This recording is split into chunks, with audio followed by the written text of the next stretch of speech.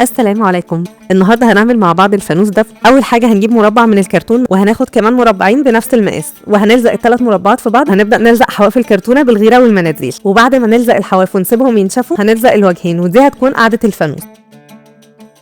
وهنعمل واحده كمان بنفس الطريقه، ودي هتكون الجزء العلوي للفانوس. وهنعمل واحده كمان بس اصغر. هنثبت المكعب الصغير ده في الجزء اللي فوق للفانوس. هنقص كرتونه مقاسها 10 في 12 سم ونسيب 2 سم من كل جنب، ونقص مستطيل من النص، وهنغلفهم بالمناديل والغيره ونركز ان الحواف تكون نظيفه. بعد كده هنجيب عصايتين شيش طاووق وهنلزقهم عكس بعض بالشمع بالشكل ده، وهنعمل 3 جوانب كمان بنفس الطريقه. هنلزق ال4 جوانب مع بعض بالشمع. كده نلزق الحواف علشان نخفي الفواصل.